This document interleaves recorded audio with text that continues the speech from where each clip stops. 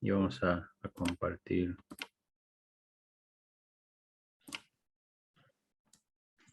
¿Todos ven ahí? Sí.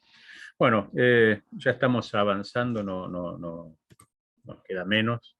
Hoy nos toca hablar en nuestra unidad 5 de la influencia de la hipermodernidad en la cultura, así que vamos a estar comenzando.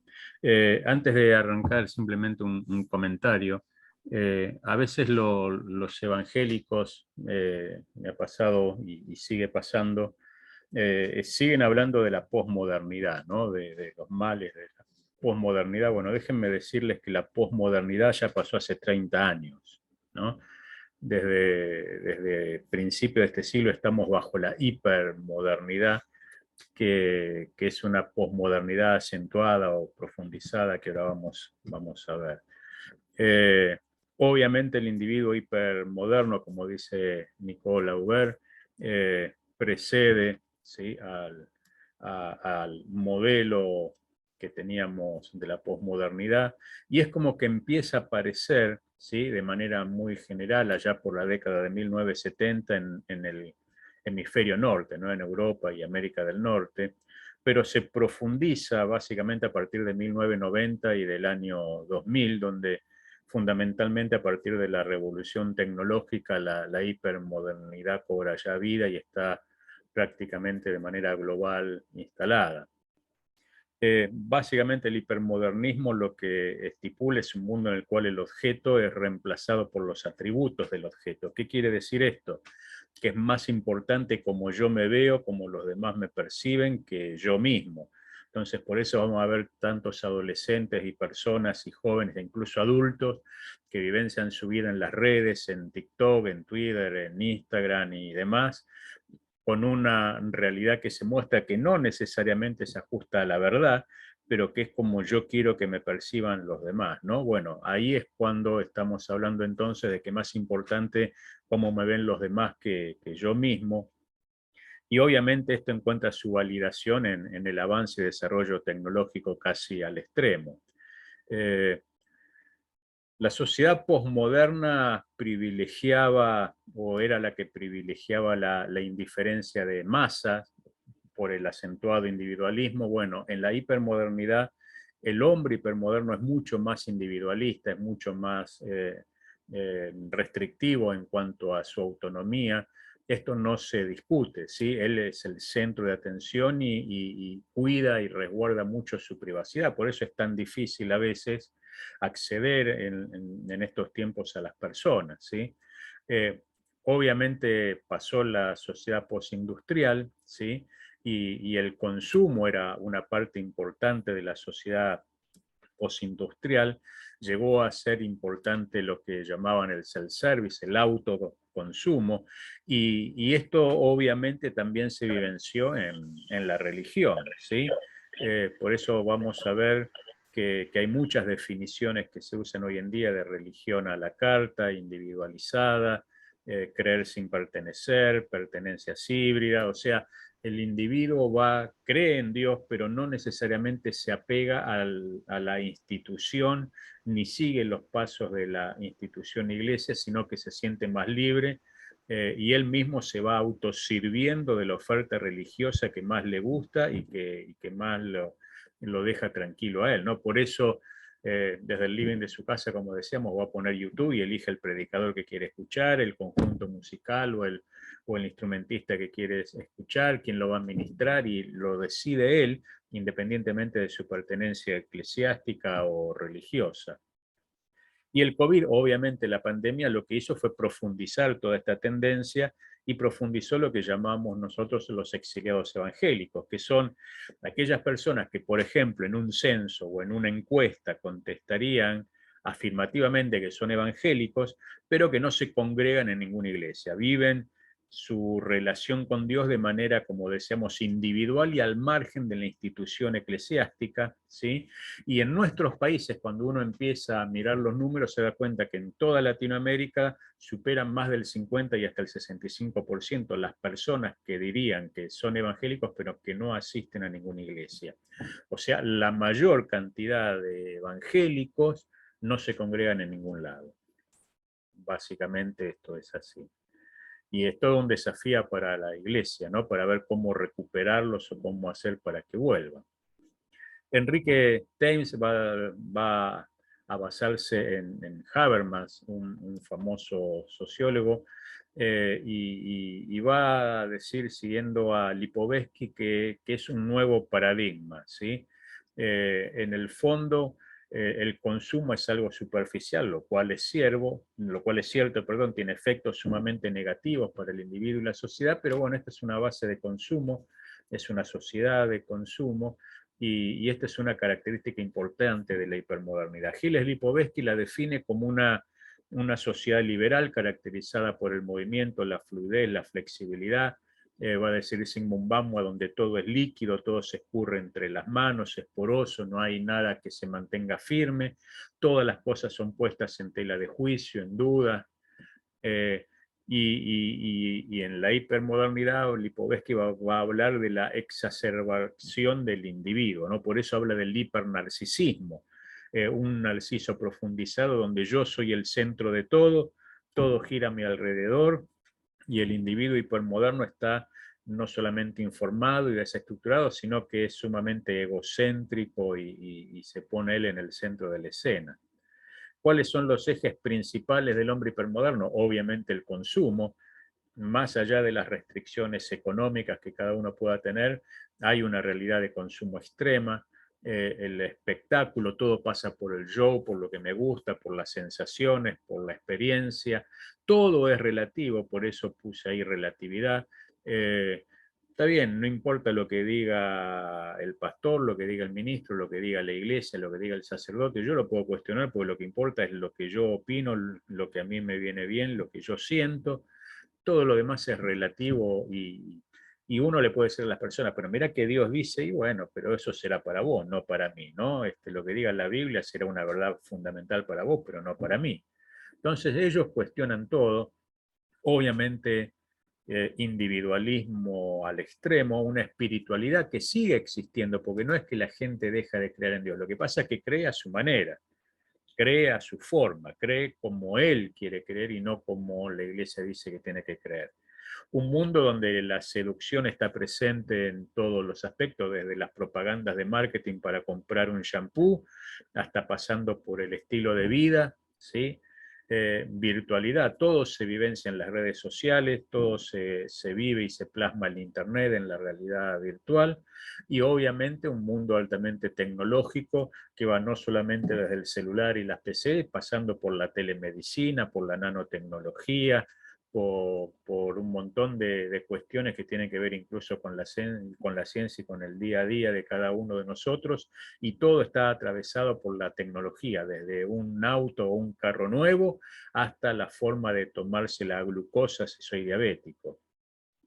Y en el medio de todo esto está el hombre, que es la figura central, es lo que importa, y el hombre hoy entonces en la sociedad hipermoderna está regulado por el consumo, el espectáculo, todo es relativo, es sumamente individualista, es espiritual, se seduce fácilmente con el consumo, vive su vida en la virtualidad y la tecnología lo atraviesa de punta a punta. Por eso vamos a ver que los cultos virtuales llegaron para quedarse, no hay vuelta atrás de eso. Y estamos en una modernidad que de sólida pasó a líquida y donde a las instituciones les cuesta guardar su forma, incluso las denominaciones como las conocemos nosotros.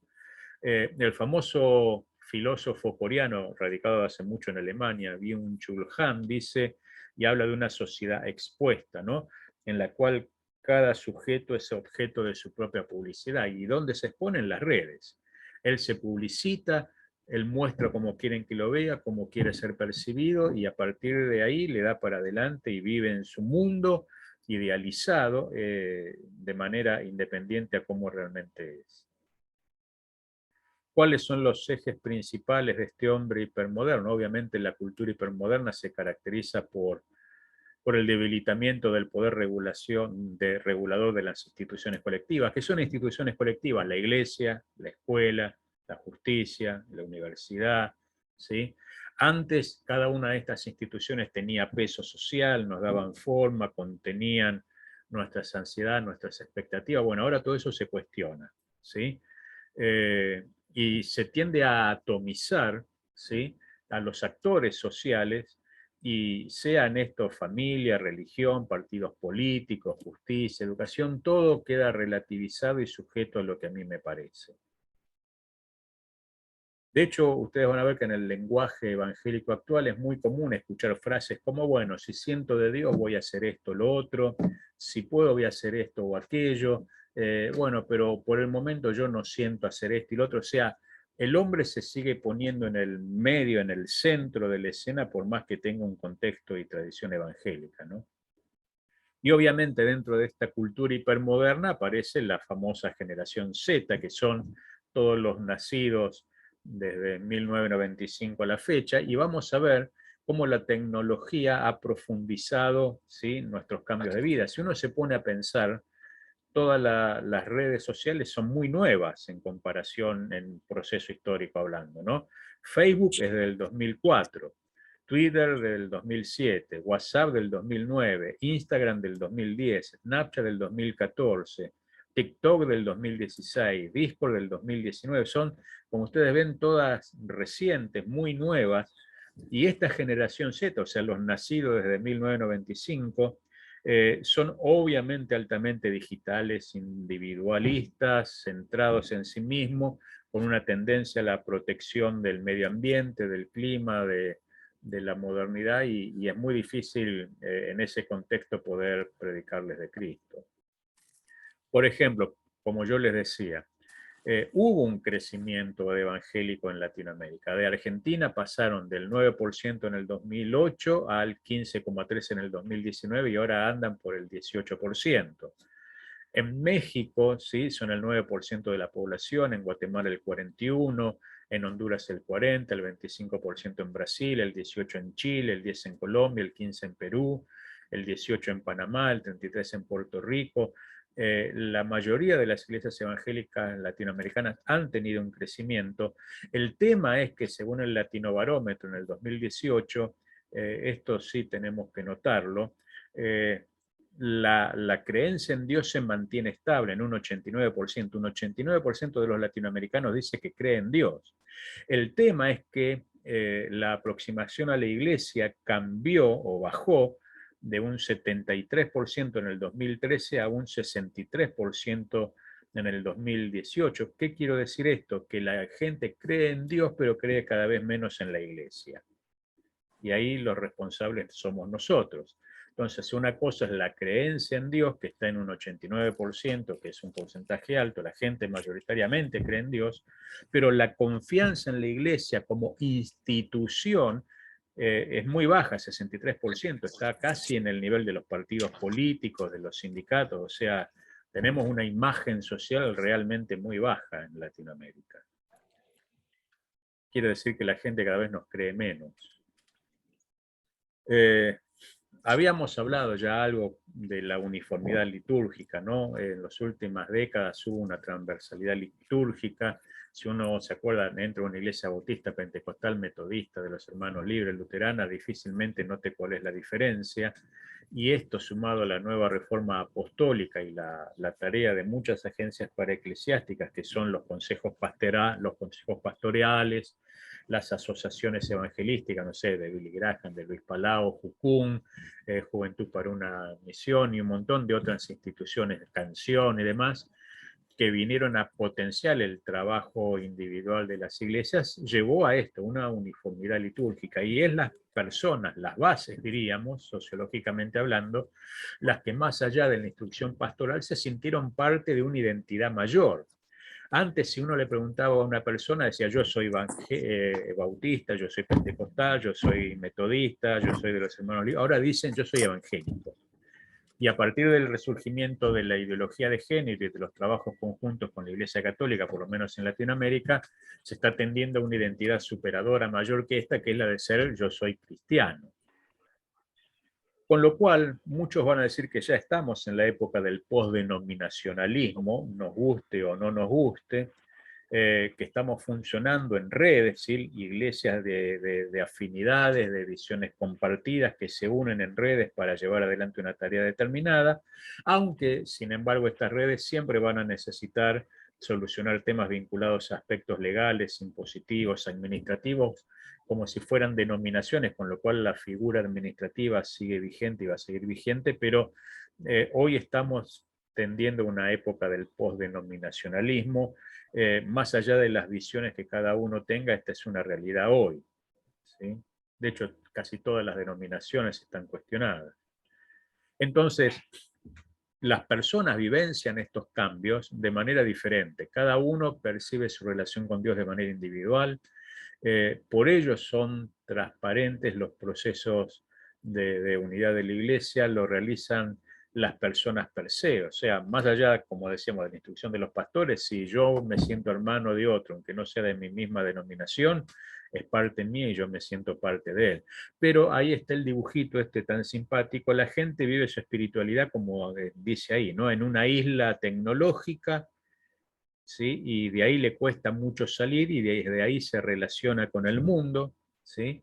Y estamos en un individualismo extremo, en una espiritualidad sumamente personal, donde las personas no quieren ni desean la intermediación o la figura del pastor, del sacerdote, del rabino, ¿sí? Del ministro religioso, podríamos decir. Eligen, como decíamos, tienden a una administración selectiva, ¿sí? Hoy quiero escuchar a Dante Gebel, mañana quiero escuchar, no sé, al hijo de Billy Graham, pasado mañana al predicador A, B, C, D o M, al que sea, independientemente de que escuchen el culto a mi pastor, y con una centralidad en la cultura del evento. Por eso yo selecciono y las iglesias se esfuerzan por cada vez tratar de mostrar esto, que tiene que ver con la cultura hipermoderna, aunque no nos demos cuenta. Por eso es importante hacer un seguimiento dinámico de las personas, y por seguimiento dinámico hablo de plasmar la vivencia y la realidad del ministerio nuevo testamentario.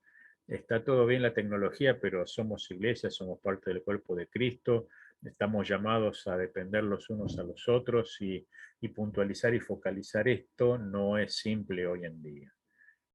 Bueno, espero que les haya interesado la clase y acá estamos para las preguntas. Ahora los escucho yo. Si me permite, a mí Sí, lo que sí. realmente me está impactando es esta parte de que empezó desde la clase pasada y ahora se ha centralizado más el asunto de que esta hipermodernalidad me hace recordar a esa escritura que dice, y con el aumento de la maldad mucho lo hemos interpretado como que en esos posteriores días el hombre se haría malo, pero no, puede aplicarse a que el enemigo, siendo tan astuto, está creando toda esta especie de modernalidad para enfriar el amor de muchos hacia Dios. Y la semana pasada creo que usted lo decía, cuando dice por esta modernidad, para muchos Dios ya está muerto, ya no lo ven, no lo sienten, no lo desean, ¿verdad? No lo buscan. Y eso, pues, hay que ser, digo, somos afortunados que a esta parte del tiempo postrero todavía estamos, pues, bien prendidos y bien encendidos con Sí. el Señor los que estamos, ¿verdad? En realidad, si uno habla con las personas, la persona va a decir que cree en Dios. De hecho, si ustedes miran, en sus iglesias pueden ver el ejemplo seguramente. Yo no conozco cada una de sus iglesias, pero quizás se den cuenta. Capaz que el culto de ustedes en YouTube tiene N cantidad de vistas, ¿sí? Que en la mayoría seguramente superan a la cantidad de miembros o asistentes de la iglesia. Entonces, capaz que en la iglesia, pongo un ejemplo, hay 100 miembros, pero cuando uno ve al cabo de 15 días cuántas personas en YouTube vieron el culto, capaz que hay 570 vistas del culto. Quiere decir que hay 470 personas que no se congregan con ustedes, pero que vieron el culto y que lo siguieron. Entonces, va a haber 470 personas que dicen, no, ¿cómo que yo no creo en Dios si yo veo los cultos todos los fines de semana? Yo sigo los cultos de la iglesia. No importa que yo no asista, yo estoy presente, ¿no? Entonces, es muy difícil cambiar esa dinámica. Y la pandemia, como decíamos, vino a profundizarlo, ¿no? Entonces, ¿cómo hacemos para que eso, siguiendo con el ejemplo, esos 470 vengan a la iglesia? Que capaz que si vienen a la iglesia no entran, o hay que hacer 3 cultos, ¿se entiende? Pero bueno, la realidad es que la iglesia está llegando a más cantidad de personas con el mensaje del Evangelio, pero muchas de esas personas no necesariamente van a venir con nosotros. Y esta es parte de una realidad dual, digamos, que vamos a tener que empezar a convivir con ellos y con ese fenómeno. Entonces, la pregunta sería, ¿qué tiene que hacer mi iglesia para que esa gente venga? ¿No? Y no es una pregunta simple de responder y esa respuesta va a depender de cada uno de nuestros contextos y ministerios, ¿no? Si me permite acabar con el punto, regreso a Los Ángeles después de 6 meses de estar en el extranjero y me encuentro que el restaurante donde yo frecuentaba siempre, Sí. ahora ya no me atiende, el restaurante que me atendía, donde yo comía siempre, ya no me atiende un mesero o una mesera, sino que vino un robot Ajá. trayendo el plato a la mesa. Y dije, creo que ya estamos llevando no al autoservicio, sino a una especie de... Sí, sí, la robótica, sí. La robótica para el corazón, creo que están en la robótica confiando mucho para, aún ya no quieren los doctores, sino que el robot les opere. Y Sí, eso, si lo traducimos a la iglesia, wow, sí. nos va a dar un resultado bien, mal. Y es como dice el libro de Daniel, ¿no? La ciencia también aumentará, ¿no? En los últimos tiempos. Y eso es innegable. Pero bueno, lo que pasa es que es choqueante, ¿no? A mí me choqueó esto cuando mi hijo más chico, que ahora tiene 20 años, en su momento tenía 8 o 9 años y fue a un cumpleaños en el colegio de un amigo de él, e hicieron un cibercumpleaños, ¿no? Y ahí yo me quedé, porque uno hacía, no sé, un compañero invitaba a la casa, comían algo, festejaban, jugaban un rato y cada uno a su casa, era lo típico para mí. Pero bueno, hicieron un evento en una especie de salón grande lleno de computadoras con mesas, jugaron en red no sé qué juego, ¿no? Entonces cada tanto les salía en la pantalla, vengan a comer hot dog, está la gaseosa, está el cake, cantamos el feliz cumpleaños, se levantaban, iban, comían, volvían, seguían jugando, y así tuvieron 2 horas. Entonces yo lo fui a buscar y le digo, pero horrible el cumpleaños. No, fantástico, me dijo, el mejor cumpleaños en el que yo estuve. Bueno, tenía 7, 8 años, ahora tiene 20, pero es esa generación, ¿se entiende? Entonces, esos chicos después, cuando iban a la iglesia, dibujaban en papel el arca de Noé en la escuela dominical. Entonces, estamos medio divorciados de la realidad de la generación Z fundamentalmente. Hoy las iglesias tienen reuniones de jóvenes, pero es muy difícil porque ellos vivencian su vida en la red. Entonces, es una realidad muy compleja.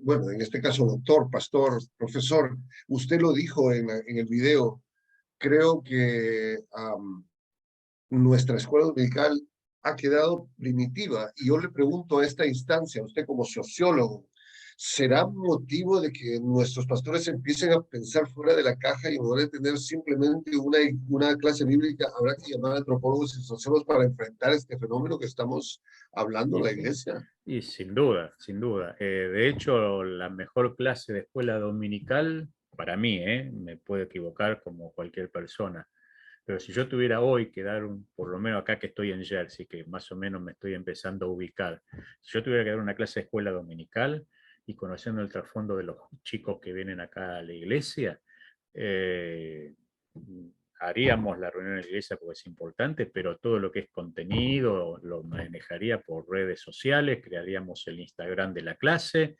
el Snapchat de la clase para los diálogos semanales y debería pasar todo por la virtualidad y yo no tengo ni idea cómo hacerlo, pero trataré de buscar algún joven que sea capaz de crear algún jueguito de carácter cristiano para que ellos puedan jugar, pero si no, estamos muy complicados.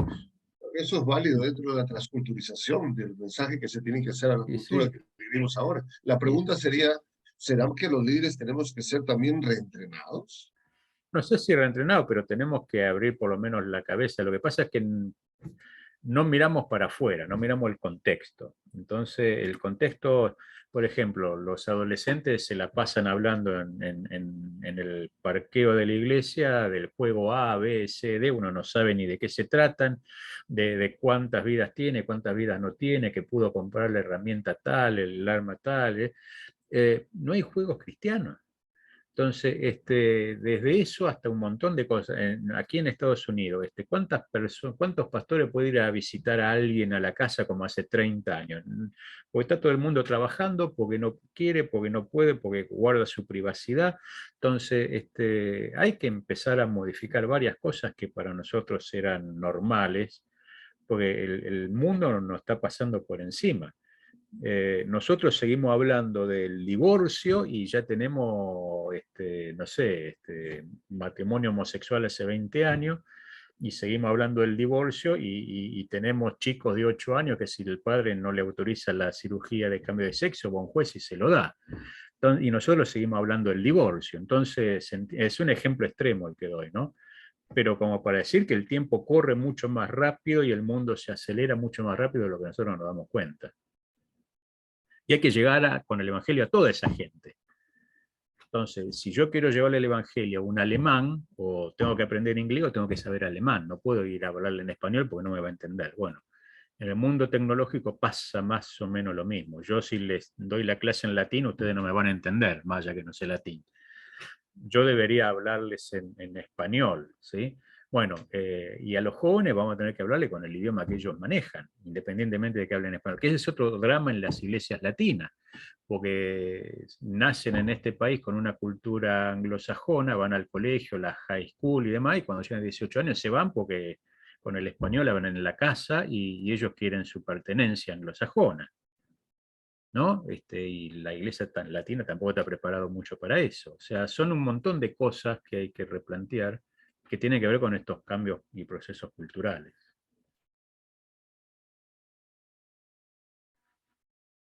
Bueno, jóvenes, antes de que nos corten, vayan haciendo la lectura, yo tengo que corregir un par de tareas, pero bueno, espero que les sea útil todo esto hasta aquí y bueno, y seguiremos avanzando, nos vemos el próximo martes, queda menos, tienen que resistir, queda menos. Gracias, por los profesor. jóvenes. Bueno, un gusto saludarlos y nos vemos la semana que viene, Dios los bendiga. Dios les bendiga, un placer. Cuídense. Gracias. Gracias.